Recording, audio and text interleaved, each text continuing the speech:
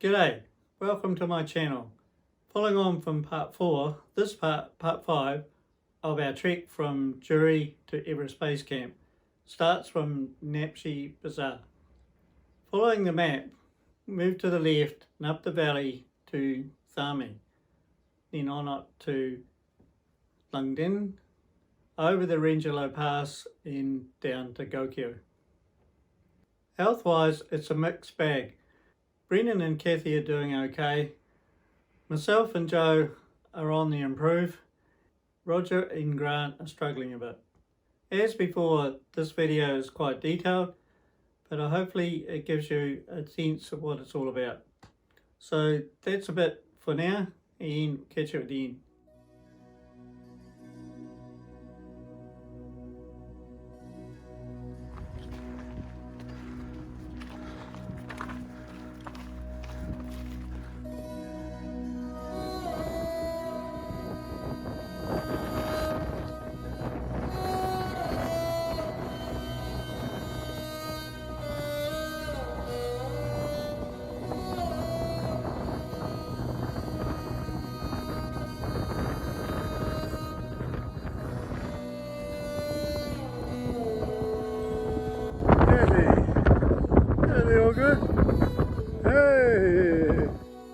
There are lots of helicopters flying up and down the Khumbu Valley, and as May is the most favoured month for climbers to scale Everest, lots of flights from the Namache helipad here are climbers either arriving from or being transported to or back to Everest Base Camp. I got chatting to a group of climbers waiting to return, having been up to Camp 3 already. Their plan was to summit Everest on or about the 26th of May.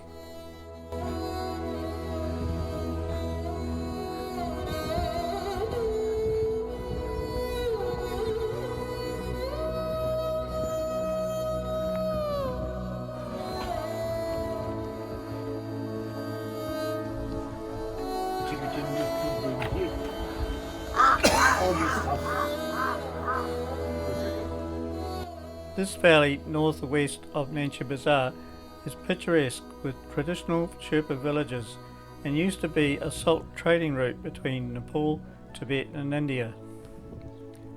As a popular off-beaten trekking route, it offers expansive views of the Himalayas and good examples of an unspoilt Sherpa culture, including ancient monasteries, stupas, canny and many walls.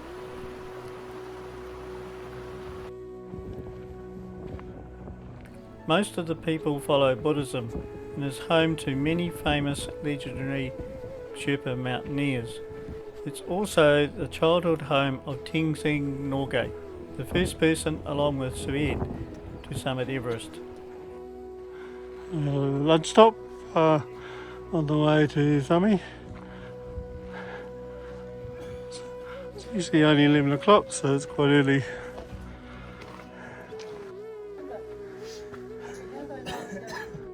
After lunch, we continue up the valley to Thame.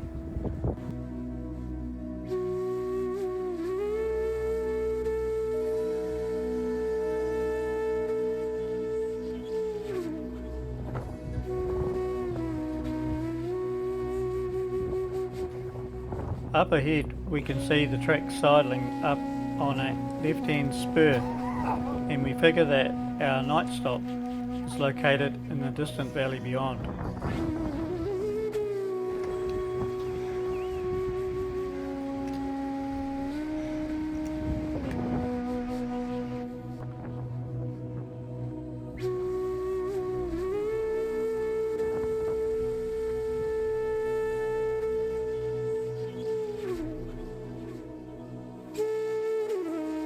Without the dog, we arrive and settle into another almost new, amazing tea house with separate accommodation cabins to ourselves. My room, which is much bigger than I have encountered so far, includes a comfortable bed, pillows, duvets and blankets. It has power, electric light and a flash-looking modern ensuite bathroom, but no heating as per normal. A hot shower though is an extra cost, and you need to organise that with the owner first. While waiting for dinner in the dining room, it's of much concern that Grant and especially Roger are not feeling that well. After some discussion, it is agreed to add an extra rest day here at Thame tomorrow. On a brighter note, Pemba, our Sherpa guide, announced that the tea house owner's son had just summited Everest today as a member of the advanced fixed rope Sherpa team. I saw and witnessed a very proud mother.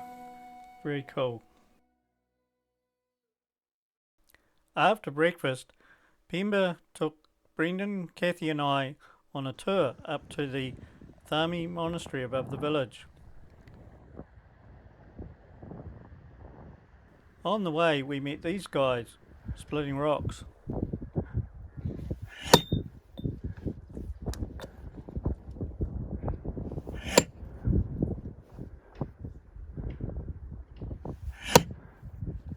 The teamwork here is impressive.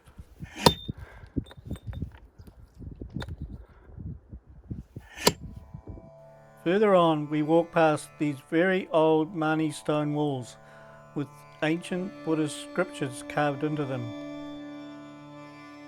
The path up to the monastery was somewhat steep in places and I could certainly feel the effects of the altitude. Inside the monastery it was packed with spiritual artifacts and Buddha figurines. Unreal. No photos of it here though, it's not permitted. Returning, we look back down on Thame. Then check out this massive prayer wheel.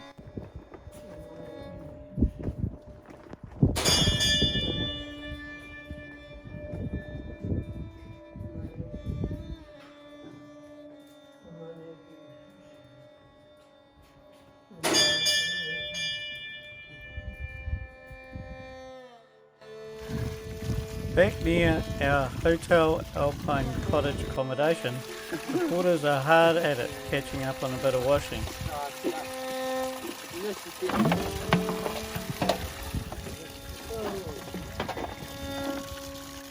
Then it was time to play and chill out.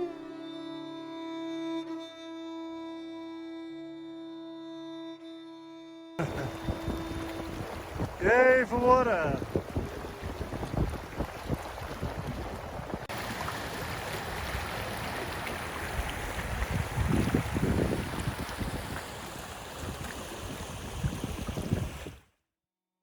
Our mission today is a 6.5 hour trek up this valley to our next night stop at Lungden at 4,380 metres. After an extra day's rest, Grant was feeling better, but Roger had had a rough night, so much so that he decided to pull out from going any further and return to Namache to recuperate. It had to be a tough call to make, and I can only imagine what that would have been like for him. A team member down, it was sad to see him go.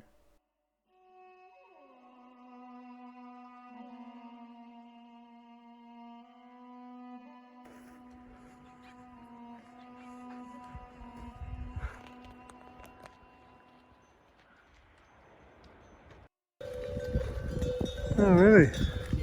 So they go right back to Nancy and then back up?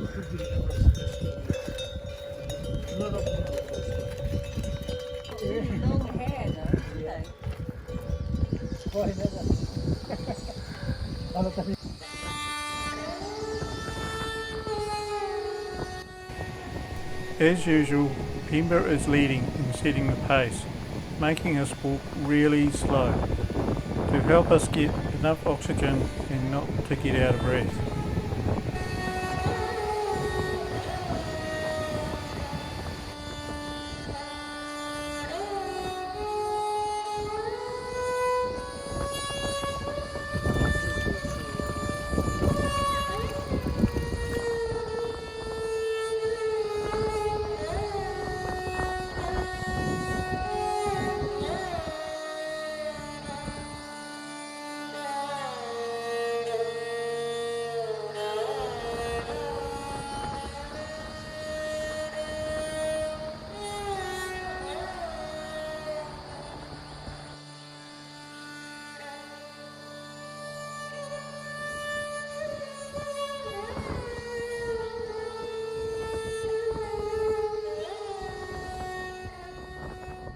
We arrive and settle into the 3 Pass guest house, and as usual order dinner and breakfast from a very large menu. Incredible, in such an isolated place. I had mushroom soup plus a mixed sandwich with potato chips for dinner, and chocolate porridge, a pancake with jam, butter and honey for breakfast. Notably, the cost was a lot higher than we had seen lower down. For dinner, it cost 1,300 rupees, about 16 New Zealand dollars, and 1,350 rupees for breakfast, plus added hot drinks, usually ordering a shared big pot of milk tea or similar. Note that hot water comes at a cost too, 100 rupees for a cup, just over a dollar, or about $12 New Zealand for a big pot. A big pot meaning a large service. After a good night's sleep and eating my chocolate porridge, I was feeling pretty good. However, Grant was not so lucky. While considering his options, Dawa guided Joe, Kathy, Brennan and I on an altitude training climb above the village.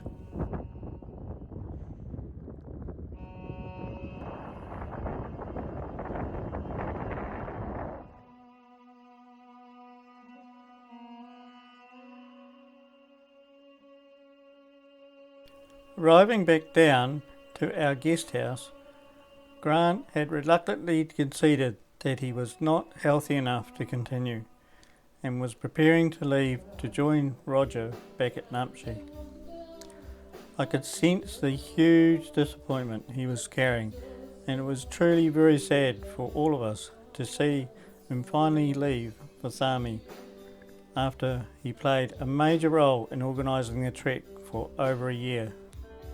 See attached some pics of your journey.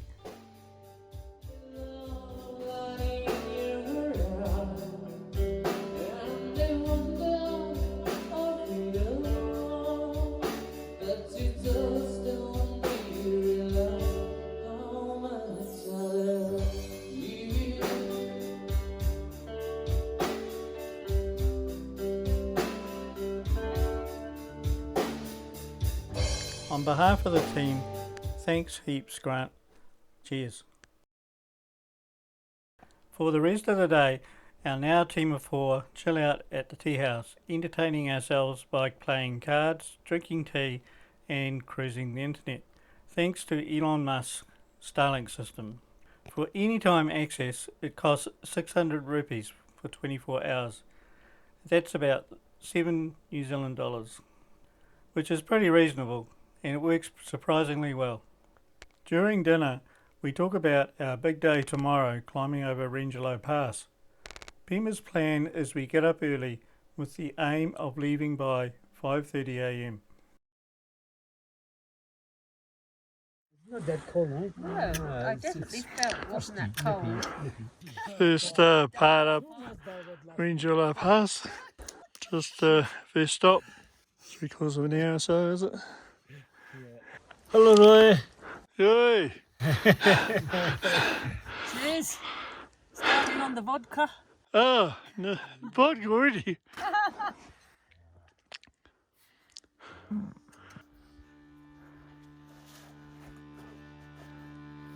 Go.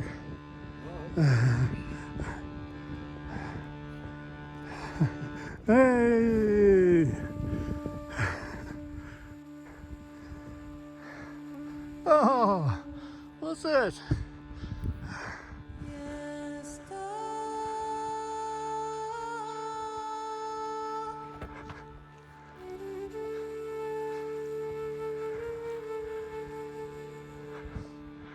I pass another purpose-built rubbish bin, and it's working.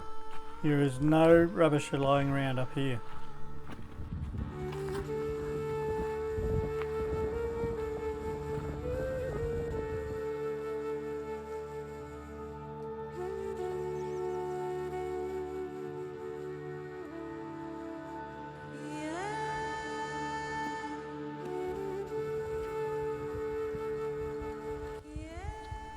Nearly there, and there is a bit of snow and ice, but it was still okay without microspikes.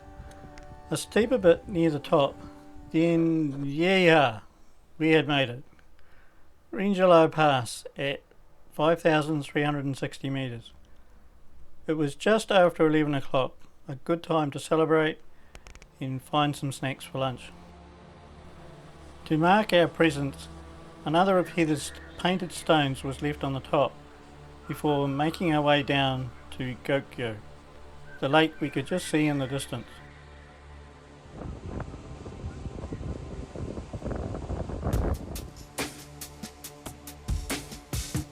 Our porters were already at Gokyo, and one of them returned to meet us with a large thermos of hot lemon ginger tea.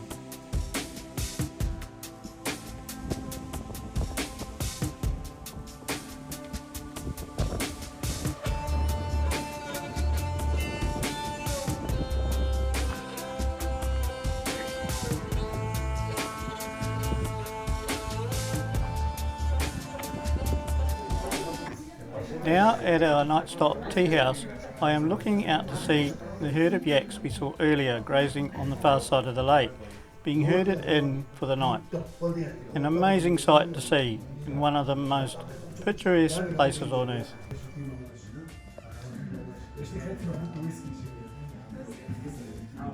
Later on, we heard some good news from Grant. He had successfully made it back to join Roger in Namache.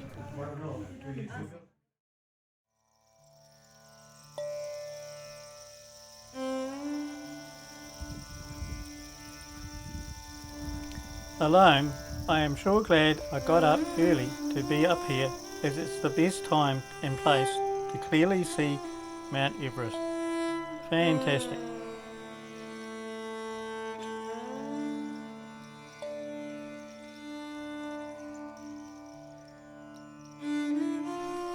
It's also a good place to see the very large Nozumba glacier, the glacier we will cross today to reach our next night stop at Dragnag.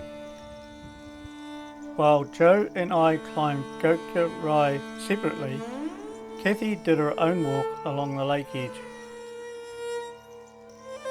Returning for breakfast, we then packed up and left for Dragnag about 10.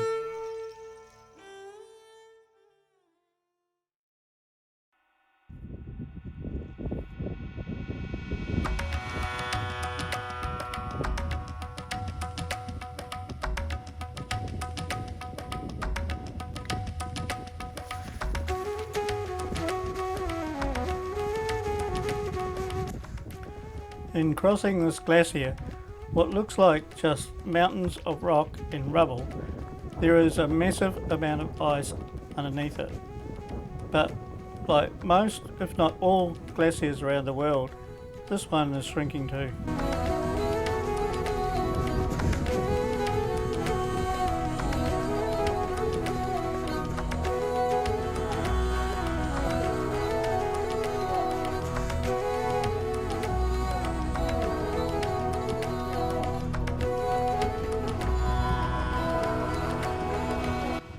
It's lunchtime when we arrive at the Tashi Friendship Lodge, another very delightful place with arranged flowers welcoming us in.